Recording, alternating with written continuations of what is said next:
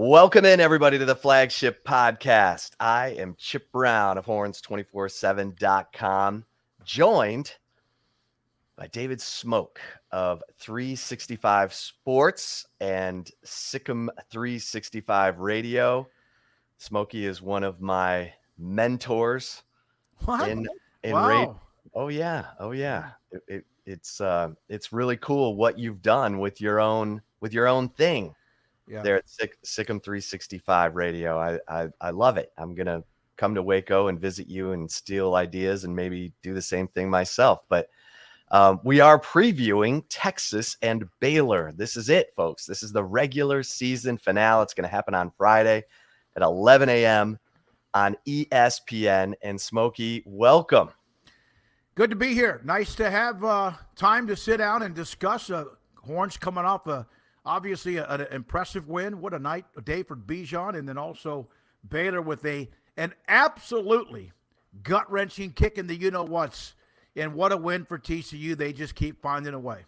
Wow. I mean, I'm watching every second of that Baylor TCU game. It's happening there in Waco. Baylor running it down their throat. I mean, 1 week after Texas couldn't seem to make a yard on the ground, and Bijan Robinson had 12 carries for 29 yards. Baylor just runs it down their throat for 232 yards. I mean, you tell me, Smokey, I mean, what stood out to you about Baylor in that Baylor TCU game? Well, for about 3.5 quarters, they had gotten so beat up, and I mean, not talk about injuries. They were humiliated at home, as you know, by Kansas State. It did not make sense. Great win for K-State and Chris Kleiman, but, I mean, it was a no-show. And the fans were there and engaged, but just nothing. I honestly look back at last week, and I can't remember a single play that was probably a positive. Like at Yoga, remember that play? They came out, and you would think that because they had basically their guts, their football soul taken away by Kansas State. So do you get back off the canvas? You hope so. And they did. Now, the question is, can they do it again after how that ended? They ran the ball. That's who they are. That is, the way you could beat TCU, first of all, they can now win low-scoring games. We've seen that against UT. They can win, of course, shootouts. We've seen that a lot. But yesterday, Baylor had the perfect game plan. Time of possession, running the football, keeping TCU off the field, but they couldn't get the dagger. They couldn't put it away. There's probably a lot of, I would say, 3 to 5 what-ifs, 1 or 2 particular, those last 2 drives for Baylor, and even on defense. But, I mean, that's kind of who Baylor was last year. That game we saw up until Duggan took over the game, those last couple of drives. And the difference is the defense last year gets the stop. They get a sack. They pick a pass off. Whatever they do, they had an interception yesterday. That was more of what we expected this year, and we've seen this. They have been an up-and-down roller coaster, like a slinky, whoom, whoom, whoom. And that's probably been what has driven the staff crazy, maybe the players crazy, and I would think the fan base crazy too.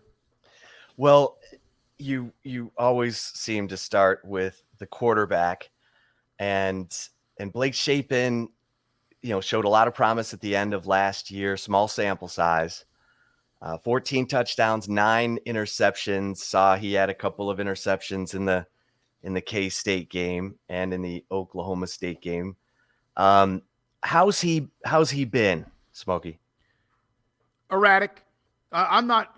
There have been times like yesterday, even in that game yesterday, he made some throws that were just, again, kind of reminded you when we saw who he was in the first half of Oklahoma State. Not that dynamic, but he made some of those throws, and he has done that from time to time this year. But there have been some terrible. The timeliness of any turnover is bad. First quarter, 5 seconds, 5 plays into the game, or 5 plays left. West Virginia winning that game, kind of in control. And then he just fumbles the ball, gets strip sack, and West Virginia runs it back for a touchdown. That game's a win. But again, I'm not trying to do what ifs. I'm not trying to say yeah, but, or excuses. He has not protected the football. The pick at the end of the first half against TCU when they had at least a field goal. I mean, it was a field goal, was just like you could just feel the I guess you could say the stadium and maybe even the team, like it popped a balloon. Now, they came back out in the second half and played well, The lack of finding what was an open receiver at the end of that game when they had the ball to have a chance to just run it out. One first down pretty much ends the game, and he had Ben Sims open. Now, it's easy for you or me or anyone to go, he's open. But that, the game is faster than any of us could ever understand unless we played it, and I didn't play it anything after high school football. There was the play and this next to the last drive, Chip, where it was a third down play, and he slid a couple of yards short of the first down. I know he's done that a lot this year. In fact, he's done it probably too much, but he's the only guy you have. But, again, if he goes out, Kyron Drones is not the starter. Back in the day when Charlie was playing really well for Baylor, Charlie puts his body and head on the line, which he did a lot and probably maybe too much. And I was disappointed that Blake slid. Again, easier for me to say. The momentum, physics, body, you may get stopped the yard short, but I think you have to throw your body into that and pick up the first down. There was the picks against, you mentioned them. There have been some deadly picks. In the first drive last week against Kansas State, they're driving down the field. Again, at least going to be a field goal. He gets a ball tipped in the air, intercepted, and the next thing you know what? Kansas State's going 97 yards the other way. So there's been a lot of that. There has been a lot of that. There's been more than you wanted to see. Bohannon had some picks last year, including the game against TCU at the end. But, they made the change, and I don't want to go from one question before you ask another one, but they made the change in the spring. He was QB1 or whatever you want to call him, because they felt like the offense could be more dynamic. They won last year with what was a stifling, not a generational, but pretty close to a generational type defense for Baylor. They've had some back even in the days, but that team was really special on defense. And they could be more methodical. And when they made the change to Shape and Chip, as you know, one of the things they said is that he was going to give them an opportunity to be more dynamic down the field. Now, 2-3 things happened. The young receivers couldn't get, they were learning on the fly. They probably missed by not going to the transfer portal. I mean, UT got, 2 or 3 guys in the portal. Others have gotten receivers in the portal. Dave Aranda said that he thought he would just give his guys one more chance, and then, of course, that's great when you do that, but if it doesn't work out. They've got some good young receivers, but that passing game has just not been what I think everyone, not expecting him to throw for 350 yards. But it just hasn't been that dynamic even once in a while, and that's with a really pretty darn good running game, and so that kind of doesn't make much sense. Well, Baylor, I mean, my gosh, when you look at Jalen Petrie and Terrell Bernard, those guys were unbelievable players, along with Dylan Doyle and Siaka Ika. But obviously, you lose those guys to the NFL. They're making plays for big paychecks now. And that defense lost some of its identity. Where is it strong, Smokey? Where's that defense strong, and where is it got some work to do? The defensive line is still pretty good, but it has not been one that puts too much pressure on the quarterback. They got after Tech and just kind of just beat them up in Lubbock. Yesterday, they had a one series where they made TCU go 3 and out, and you're like, oh, they're going to pin their ears back. And then that was one series.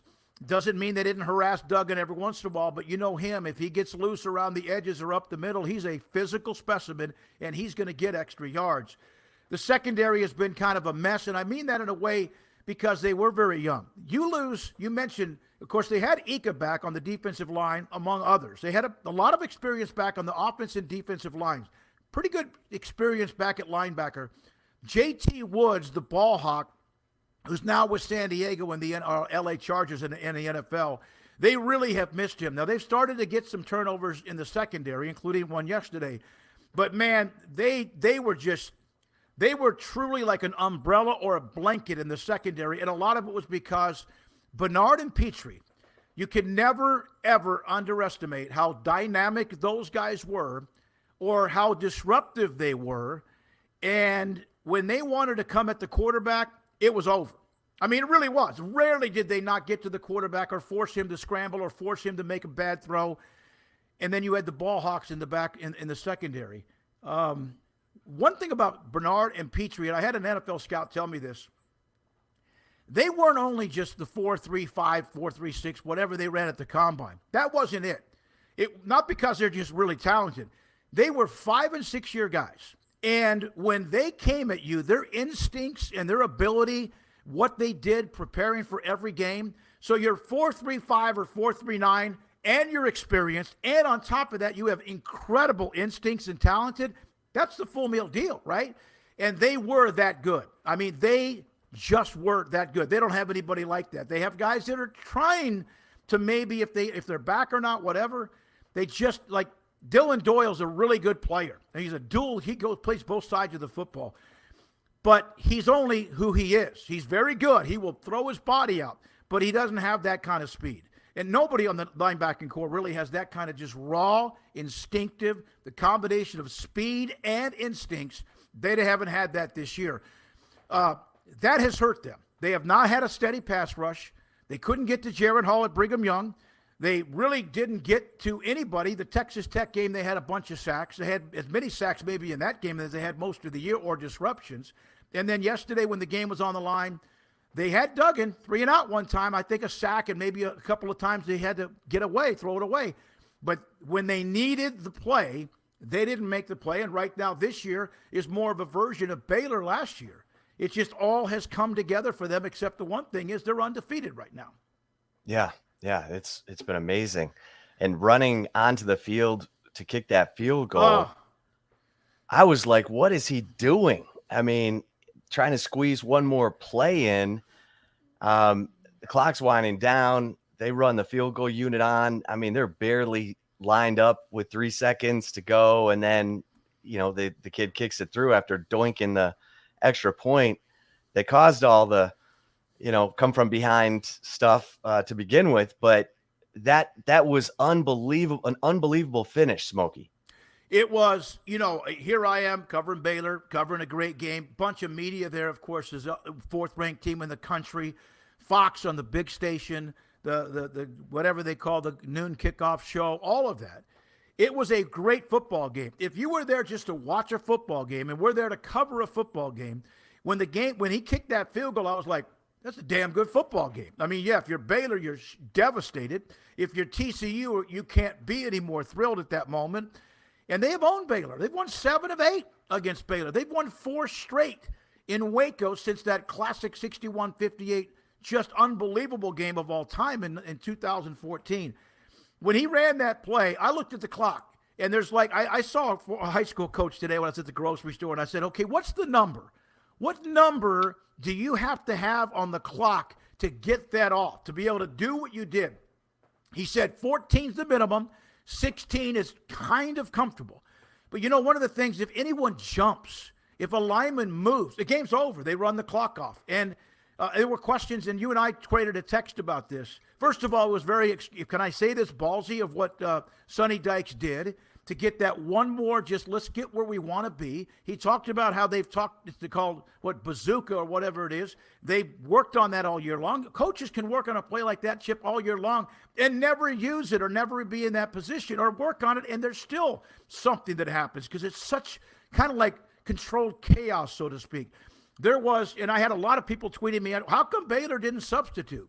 Well, there was somebody that did run onto the field, but there's that rule that says if you know a team's going to try to kick a field goal at the end of the first or second half, even though you have that substitution rule that we see where the umpire puts his hand or doesn't let the snap occur, does not come in play in the final seconds of a game if a team's going to attempt any kind of a field goal. So a lot of people went nuts and started blaming Aranda for that.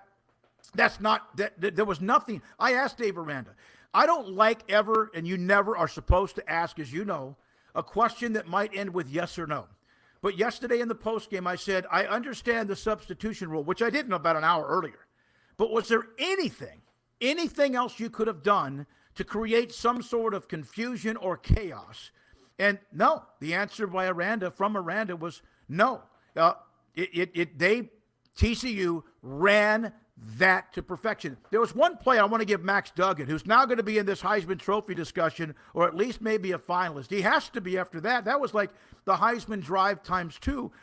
Nothing like you've seen some others, but no, they're 11-0. So there was a play, I guess it was second, third down, I don't remember, around midfield, maybe even a little bit deeper into Baylor territory, 40, 45-yard line, where Duggan had the scramble. And Bryson Jackson, who's a really good player, can run. And Duggan beat him to the sideline, and he picked up maybe 3 to 4 yards, but he got to the sideline. If he gets tackled in bounds right there, a couple of things one way or the other. TCU might have to spike it, or TCU is going to lose 15 to 18 seconds off the clock. He got out of bounds. That allows everyone to take a deep breath. Then he did the quarterback draw, and pretty much now they're in field goal territory no matter what. There was just a matter of did they have enough time, and they sure did. And the guy, Kell, he nailed that right. 61-58, remember? Baylor came way back in that game. TCU came back in the third quarter. Baylor ended up going nuts in the fourth quarter. Baylor, Chris Callahan kicked the field goal to end the game, 61-58. That was always something that for TCU just had to be devastating. They had their 61-58 type moment yesterday by winning that game the way they did. Yeah, when they needed it most, with a playoff berth on the line. Unbelievable, this TCU team, and they've played 9 straight weeks now because they had their bye after game 2, which is just, that's not what you want. But Sonny Dykes, I mean, what a turnaround. It's been amazing.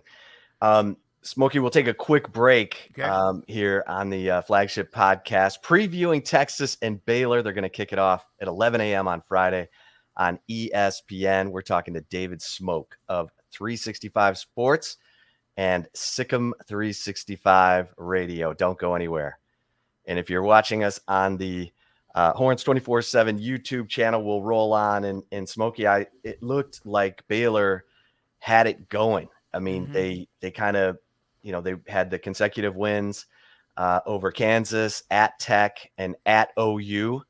And it looked like, okay, they found their stride, and then came that clunker against K-State, and Texas had just played K-State. And I said, if Texas gets Adrian Martinez, I think Texas wins. If they get Will Howard, I'm not so sure. You saw Will Howard. How good was he in that 31-3 win in Waco? Oh, he was the difference. I mean, everything was the difference. And Kansas State didn't really run the ball really, really well, but Howard, and Howard's not usually a threat to run the ball. He was the difference. He was, he was always a half a second or even a half a yard ahead of any of the pressure. When they got to him, he was able to throw it out of bounds or make a throw to keep, not a drive alive, just to complete a pass. I'll go back to, and he was great. And you're right. Adrian Martinez, for the first, 7-8 games of the year, was one of the great stories in college football. There's no question about it. Like Kansas was as a team or a program, or like some others. But he was one of the great stories. I'm a lifelong Nebraska fan. And he has all the tools you would want, the size, the arm, the ability to run. But there was always just a moment late in the game, and they had that horrible year in 2021. Not that this year was any better, where they lost games at the buzzer, lost games on turnovers, and he was a part of that. Great young man. He's a great kid. I met him at Big 12 Media Days, and he was playing well. He was doing the anti-Nebraska. He was doing things right. But when Howard came in, let's go back to TCU. K-State didn't blink. They were up 28-10 in that game. Of course, TCU is like a snake. You got to cut their head off, and even then they're going to bite you or put their fangs in you. Against Texas, shootout type game, although UT really, as they've done a lot, had that nice lead, and next thing you know, here you go. And yeah, I wonder. You can't. It's not an excuse, but you wonder if K-State would have started Howard against UT, would they have won that game too? And then when Martinez on the opening drive, they're like at the Baylor 25 or 30. He gets sacked for 9 yards. 2 guys got him. They went straight to Howard on the next drive. That's one of the best coaching decisions. Howard was not flawless, but he was really, really good. And then we saw the shootout that they were in yesterday, which is a little bit closer than I thought with West Virginia, but he just keeps on. He's just right now a tremendous quarterback for K-State. Yeah, he really he's playing with a ton of confidence. Oh. Colin Klein's got him right. Yeah, he does. Let's put it that way. And he's got a year left too, Chip. I think he's got maybe. Well, of course, you never know. The guy's got 6 and 7 years now, but I think he's got a year left to come back if he wants to, and I think he will. I think so too. Okay, let's get back to the Baylor Bears Blake up and down. But talk about that running game. Squirrel Williams, Richard Reese, these guys were phenomenal yesterday against TCU and have been, the biggest part of this Baylor offense. Yeah, that's their bread and butter. That's their DNA. That's what got all the attention last year, that wide zone that Jeff Grimes likes to run his first year after Fedora was there in 2020. They were terrible on offense, and they did this wide zone. It was kind of the perfect storm because you had Abram Smith, the great story, the young kid from Abilene who was a star running back, was perfect. He was like a linebacker mentality for the one-cut wide zone. And then Epner, let's not forget him. He's in the NFL as a guy that was kind of your offset. And they still have done that quite a bit this year. Now, there's been times they haven't been as dynamic, sometimes maybe inside in the red zone. But that's who they are. And that's why you wonder, why would the passing game not be maybe some more deep shots? Well, you'd lose Tyquan Thornton, and you just have a young receiving core. Richard Reese, what a great story. True freshman from Belleville, was dynamic, played as a freshman in high school. Okay, but he's diminutive in a way, but he's kind of wiry, 5'9", maybe 175. Squirrel Williams is a great story. I keep saying that. I hope that people aren't getting annoyed with that. He's had a couple of injuries in his career. He had a knee injury. He's had to deal with a few other things injury-wise. He is absolutely, you give him a seam, gone. Like he ended the Oklahoma game with that long run where he slid before the end zone. He's got the ability to pop it through a keyhole at any time. Again, not very big. Neither is Reese. Quaylon Jones kind of gives him that banger mentality. They have just been really good. And now the question is, it's like with UT. Roschon Johnson, can you imagine him starting somewhere else? How good he might be, because he comes in there and wears you down and has the ability to go a long way. But when you have Bijan, these guys aren't Bijan. There's only a few of those. Maybe not even a few. There may be 2 or 3 in America. And then maybe nobody. They don't have that. But these guys they got great vision, great balance, and that is their bread and butter. And to do that against TCU, who just shut down Bijan and Roschon and UT's running game, was very impressive. And that is one way you have to beat TCU. Keep their offense off the field. They're both really good. And Squirrel walked with the seniors yesterday. Craig Williams. He walked with the seniors, but I don't know if that means he's leaving.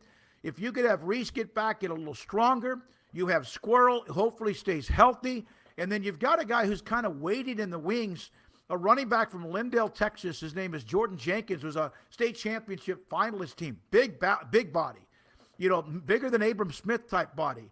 And you wonder if maybe he's ready. He had he got concussed in practice earlier this year. The problem that you have a 2 or 3 headed monster. Like when Squirrel had that big game against Oklahoma, they were quick. Well, where's Richard Reese? Because he had just come off a big game. If you have 2 or 3, that's great, but then you don't have the it factor. And I think that they've mixed those two, blended those two together very well.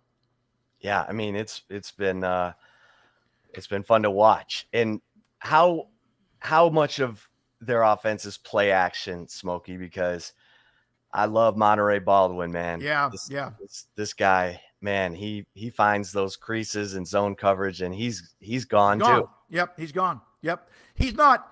He is. He had to miss a handful. He's been in and out of a game or two. But we saw what he could do on that little slant with the long catch and run for 70-something yards. Kid from Killeen, Shoemaker High School, very, very good. The play action, some of it, I think it might have been more last year with Bohannon, more play action because he's a bigger, taller type maybe guy that's going to throw the deep ball because you had Tyquan Thornton. You just haven't seen them hit some deep balls, not many of them this year. I think one of their most things they love to do is that play action, bootleg, try to get outside the pocket. BYU kept them from doing that. Kansas State just shut that down. And that's what Texas would do. The thing about UT, they have all these, specimens, and they're playing so well on defense. I know that they've given up some key drives, but man, are they playing hard. Jalen Ford in the middle, what he does, the pressure they have with their dudes on the outside. Chapin is better when he's outside the pocket. I'm not saying he can't throw it in the pocket, but when you're like that, like Charlie Brewer, and of course they wear the same number, and I know Chapin hates being compared to Charlie, but That's what they do best, getting outside the pocket and maybe having an RPO. Where Charlie ran more, Blake can run a little bit. And again, I brought up that third down play on the next to the last drive. They're more of that than they are drop back, stand in the pocket, and throw it wherever you might want to do it. Yeah. Well, offensively, that's the identity. If there's a go-to receiver, a guy who Shapen looks for in those crunch time situations, would it be Ben Sims, or who would you say? You know, Ben, I thought Ben would end up being the leading receiver this year for them because he was like the security blanket. I don't have the stats in front of me. I haven't looked at those. And again, that third down play, the last drive, he's sitting there wide open. Again, easy to go, yeah, but he was wide open. And I would say so. It hasn't been as much as I thought. I thought there was a chance that Ben Sims would catch 6 to 8 balls a game. I think he may have had a game where he might have missed one too earlier this year. I would, Gavin Holmes, another story of a guy who's had to go through 2 ACLs and has had at times a really good year. If it was 3rd and 7 and it was a wide receiver, I think right now it would be either Monterey Baldwin or it would be Gavin Holmes. Now, a couple of young guys. Yesterday was a kid. Golly, I just completely went blank on a name. Bonner, who made a critical third down catch. And I mean, the sideline went crazy because he hadn't had many opportunities. And then Josh Cameron's a big body that's getting to be pretty good too. But those guys, he's a walk-on who turned a scholarship player, Cameron. I would say Baldwin, not just because of what he can do after the catch, but I would say Baldwin. And then Gavin Holmes has been that. Gavin's had a couple of key drops. A couple of them have intercepted balls. They don't have Tyquan Thornton. Of course, again, he's in the NFL. They don't have a plethora of, okay, he's gone, here we go. That's the one thing that Aranda's trying to do. Whether he does or not remains to be seen. They were really, really, really good last year. They had the one throw-up moment against TCU, which still kind of didn't make sense, but TCU has won 7 of 8 against Baylor. They had the loss in Stillwater, and after that, they were really good. But are they ready yet to be able to do that year in and year out by just reloading? Not with highly ranked players or highly ranked teams, whatever the site 247 or whoever says. I'm talking about the depth that when someone walks out the door, you have somebody who's next man up as far as talent, and they're trying to get to that point. They thought they had that on defense when they lost who they lost, but that hasn't been the case. Smokey, when we look at special teams, how would you rate Baylor's special teams? I don't think, Chip, that they have blocked a punt, and I don't know if they've blocked any kind of attempt. I know they had the missed extra point yesterday. That was not a deflected kick. Under Matt Rule, they made a living on it doing that. They would block a punt, or they'd block field goals. Last year, Hankins came in. He was a guy that just kind of came out of Arkansas, the high school kid, who ended up giving him a little bit of that consistency with a pretty powerful leg in the field goal kicking game. Extra points pretty much automatic. This year on special teams, they had a change in the coach too at special teams. I would say, and I'm not usually one that I'm going to give them a D. They had the Gavin Holmes punt return early in the year, but that was against somebody who they should be able to do what they want to do. Field goal kicking's been somewhat erratic. They've changed from Hankins to Mayer, who missed the one. Again, it was a stiff win, but he missed it. He doesn't have a strong leg. He's fairly accurate. The kick and punt return coverage has been okay. They gave up the 90-something yard kick return against Oklahoma State that I think started the second half or whatever that was. Okay. Then they gave up a long one after they'd gotten back in the game against Oklahoma State at home. Then they gave up about a 50-yarder. So I would say, I think it's fair to say probably a C-. Isaac Power, I got a stat for you. I looked this up on Friday. He had a couple of really good punts yesterday when the game was on the line. A couple of what I call rocket launchers. He was really, really good. Now, special teams coach changed, long snapper changed. Maybe there's a philosophy that changed. And don't let me forget about Noah Rauschenberg on kickoffs. But Power last year with 14 games had 20, 50 or longer yard punts. 20. He has 4 this year. Now, I don't know if sometimes the weather's played into, I don't know, but that's a big difference. Now they've played 11 games, and I don't know if he got one off that was 50 yesterday. He had turned it over, but it was almost like he was going to kick it 40. He averaged 45 some yards a punt, 20 what I call rocket launchers, and this year 4. Maybe he had 1 or 2 yesterday. I didn't look at that, which of course helps you with your coverage team and also with field position and in the old Bill Parcells terms, hidden yardage when it comes to what you do flipping the field.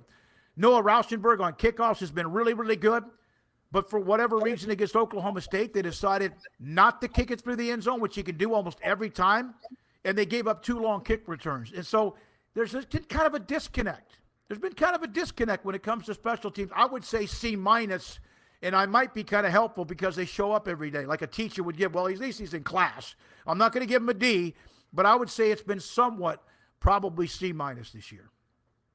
When you look at Dave Aranda, I thought it was funny that Sonny Dykes was interviewed last week, and he talked about their time together at Texas Tech, and he called Aranda the nerdy guy on the staff who would be home in bed at 9 while Sonny was out doing things he shouldn't be doing.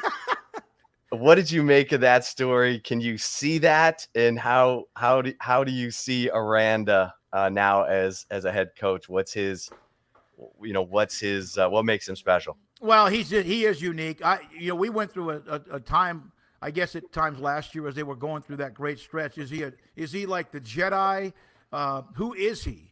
Because I get the chance every other week to sit down with him in his office and get 10 or 12 minutes with an interview one-on-one. And I try to always be prepared for anything I do, whether it's a high school coach or a guy who's coaching a Power 5 team. But I had to be a little extra special. I had to listen to him a little bit like okay, because he came out with all these books last year and these analogies last year that were brilliant. And when you're going 12-2, you're the genius. 2-7, they were like, is he ready for this? And this year it's kind of a give and take. Like there's some people going, well, maybe he won with some of Matt Rule's players. Well, some of them were. Well, maybe Matt Rule won with some of Art Browse's players. Maybe they were. I think everybody has to kind of go through that. So this year, he's over his head. He's the genius. And now it's like, I don't think anyone's questioning whether he's the right guy because it's a perfect fit at Baylor, and he's mentioned that. But, Sonny Dykes he made 2 comments. He made that one. That's not a surprise that Aranda's probably he could see him as a bookworm or watching something or film or whatever. There's a story back when he was really young. Tom Herman was with him at Cal Lutheran, where he had no money, and he paid for like a 2-day trip to go watch film or talk to a coach, and I can't remember where it was, maybe in California at the time. I say Cal Lutheran, but it might have been somewhere else, where he went for like a 2 or 3 day coaching trip, had no money, the last dollars in his, slept in his car when he was there. So that's who he is. And I could see Sonny Dykes going out and having a really good time. Dykes also said that he said he was about to turn 53, and that Dave Aranda was as mature at 23 as Dykes might now be at 53. And you hear that from Gary Anderson, who was at Utah State. You hear what happened when he was at Wisconsin. You hear that when he was at LSU. You heard that when he was at Hawaii, and you've heard that as well while he's done what he's done for nearly 3 years at Baylor. He's a different animal, and that's, you say that sometimes, and it's not to be negative. He is just unique, and I'm telling you right now, he's emotional in a different way. There's certain coaches that yell and scream, and if you yell and scream and then you lose, then they want the guy that's real calm, like Lovie Smith or like Tony Dungy or Dave Aranda. And that doesn't mean they don't have a fire burning inside their football's whole, their soul. And they do. But yeah, it's an interesting listen every week, whether I'm sitting down with him or listening to him at the end of games. And yesterday you could tell, he even said this, Chip, he wishes he could take every bit of negative or gut-wrenching emotion from everyone in that locker room and absorb it into his body. That he said it that way. That's just kind of the way he speaks.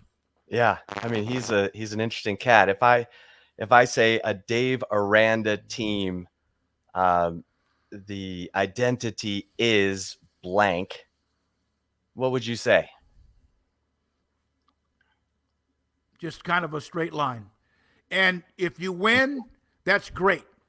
When you lose, and he doesn't fire them up enough, or he's not passionate enough. And Aranda told me earlier this year that he actually has been more involved in some of those sideline type group meetings, position groups, offense or defense. He's actually raised his voice a lot more, not screaming, but getting more involved. He said that's kind of what he's had to learn to do.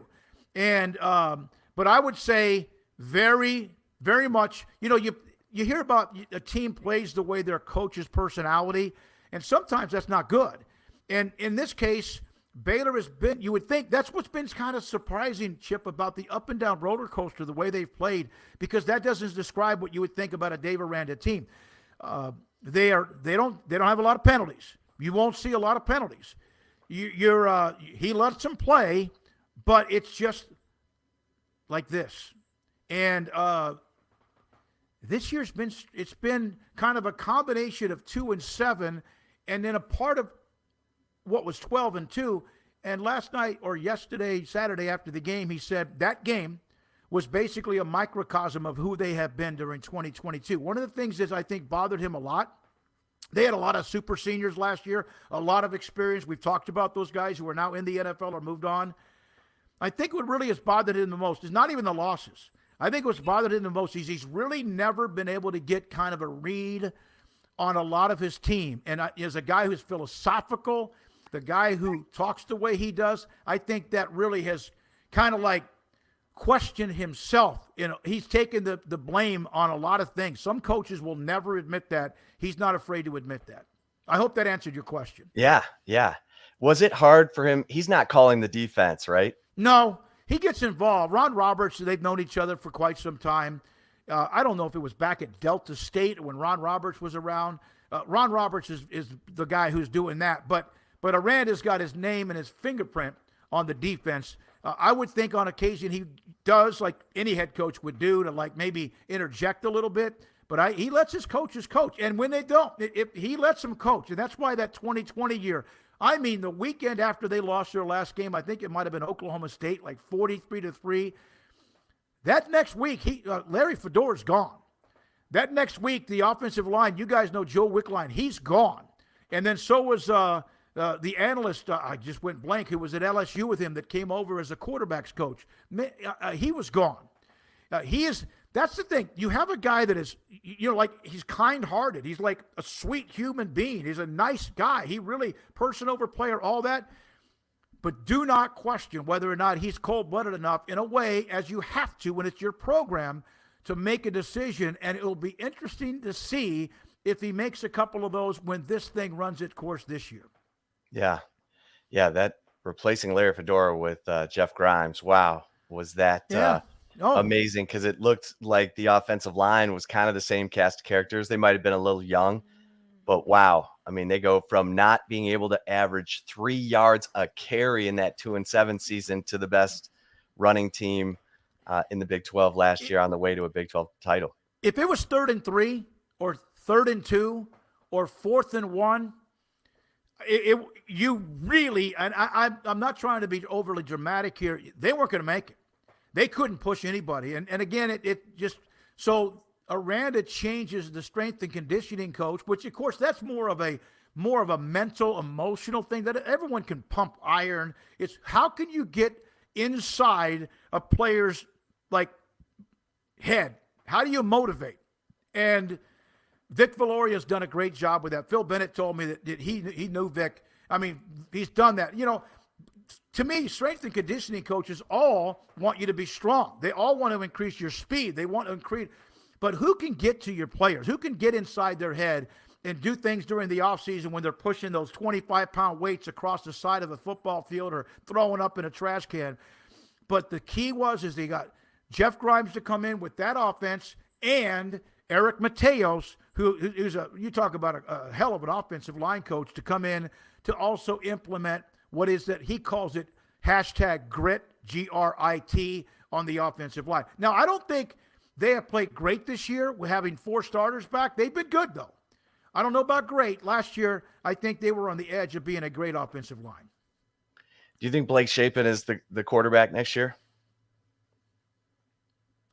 They have Kyron Drones from Shadow Creek, who's God, when you look at him, he looks the part. He's got the rocket. He can run. He's big. He can oversee everything. I don't know about, because we don't get a chance to talk to assistant coaches. There's been some staffs we did up until this one. So I'd love to be able to maybe get in the head of Sean Bell, and I know Sean really well, but is this kind of that's the philosophy of Aranda with your assistant coaches and coordinators and position coaches? I think Blake has to work on a couple of things. I don't think any question that players like him today, one of the defensive backs for Baylor, because he's taken some heat. He's taken some heat because of the not getting the ball to Sims or sliding, not winning the game, the pick at halftime, which was a disaster. Blake's a good kid. He's got that it factor, or he's got it in his neck, if you know what I mean. But it hasn't been the most, it's not been Oklahoma State in the Big 12 championship game. They have Austin Novosad coming in from Dripping Springs, who's, as you know, a really good player, a high school player that a lot of people try to make a run at. Ohio State, A&M, who mom and dad went there. Others that went after him.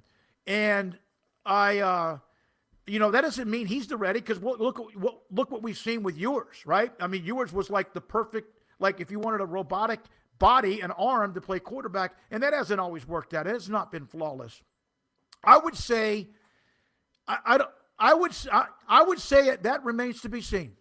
He's got to work on his footwork. I'm not a guy that can watch film and see whether this running back's better than this running back. I always admit this.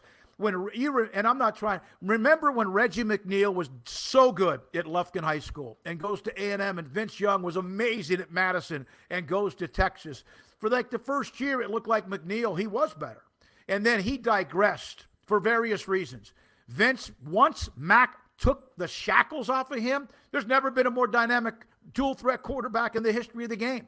And we saw what happened, right? It just like, God, let him play. I'm not comparing anybody to quarterbacks at Baylor with that. So what I'm saying by that is I thought Reggie McNeil was a can't miss, and Vince Young was also, but I thought Reggie might be just a little bit better. I was dead wrong. So I'm not an X's and O's guy where, I mean, like a scout type guy. But I've been told by many people, we have analysts that write for our site that say his footwork has really not been very good this year. His footwork has just not been very good this year. On the pick against Kansas State, it's wrong. Maybe yesterday on the throw in the corner of the end zone may have been wrong. But that's something, you can fix that. But I think he's got the toughness and the resiliency to come back from what has been, I think, disappointing, because he has taken a lot of heat right now, as you can imagine. Just like Quinn Ewers after Oklahoma State or whatever, no matter who you are, you're the quarterback. You get too much of the praise and you get too much of the blame. And right now there's a lot of heat on Blake and the way he's played, especially in certain key instances yesterday. All right, we'll wind it down. Before I ask you how you think this game plays out, how much of that 3-8 cloud, that 3-high safety look, do you think Baylor will be in? And on defense. Yeah, no, yeah, they played that. They've tried to go with that most of this year, but I think at times because they couldn't trust some of the coverages, some of the youth that was there, and that's why last year they could mix it up. They could run whatever they wanted last year because, one, they were going to get to the quarterback, or two, the linebackers would not let a guy get away. And then you had just studs. You had guys that were really good, and a guy, the quarterback in the back, J.T. Woods. You had Raleigh Tejada, who had like 50 games as a player at Baylor, who at times could get beat. But he was there, and he was, I think you're going to see that a lot because Xavier Worthy, whose numbers have been down, still has 9 touchdowns. And we know that Ewers likes to throw that deep ball to him. Maybe for some people, maybe too much. I think Friday, I think you'll probably see them hit that. And if it's early, then watch out. But I think that's really the way Baylor's going to try to make you move the ball down the field. Texas is going to move the ball no matter what, other than the TCU game. So I think you're going to probably see that a lot. If they could bring pressure from different angles against even UT's offensive line, which is held up to that most of the time, but still young, if they could find a way to do that, they'll try. But then you're leaving some guys on an island. You're starting to see the younger secondary make some plays. Devin Lemire, You're starting to see him make plays. Lorando Johnson, starting to see him make some plays.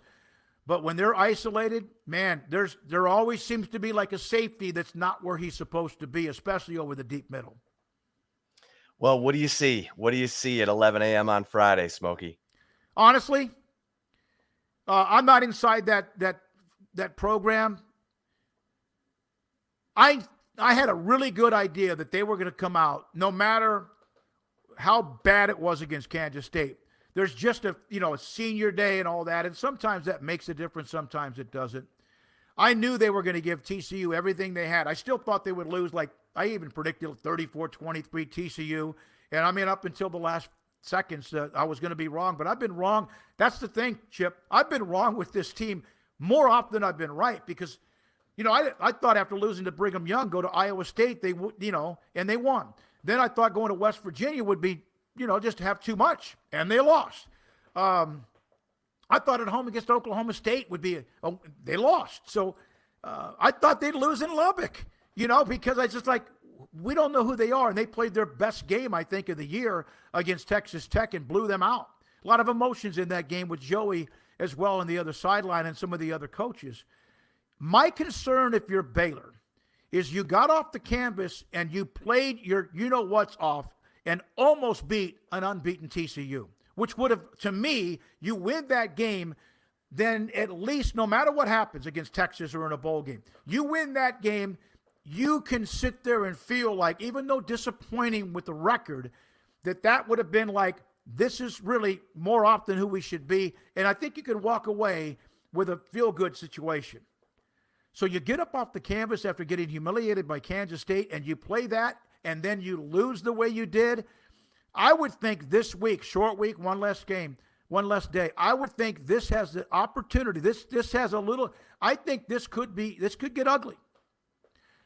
If Baylor can run the ball against UT, the way they've run it against most everybody else, shorten the game a little bit, keep Bijan and the weapons off the field.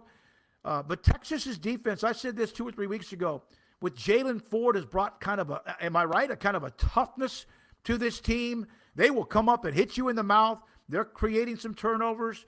If they can do that and get that going early and not jump like Texas jumps out on people, did it again against Kansas, then if they jump out early against Baylor with the way Baylor struggled in the passing game, this one could be a tough one. I mean, this one could get out of hand. I don't know about Kansas out of hand, but I think this will be Dave Aranda and his staff are going to have to somehow figure out a way.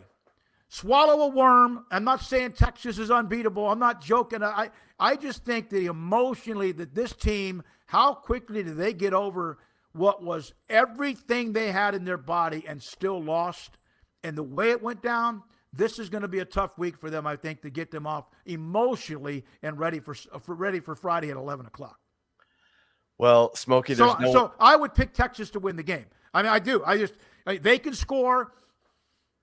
Baylor can suck the clock, the minutes off, but Texas has a lot on offense. Baylor played a really dynamic offense in TCU about as well as you possibly could, the style of the game, and they still gave up 29 points. So they had 500 yards. Baylor had 500 yards, scored 28. TCU didn't have anything close to that, well, maybe in the end, but they still played really well, dominated time of possession, and still gave up 29 points. So that's got to be a big concern for Dave Aranda against Texas. Yeah, I mean, Smokey, no one breaks it down like you do. I love talking ball with you. Of course, you and I covered the Cowboys together. Yeah.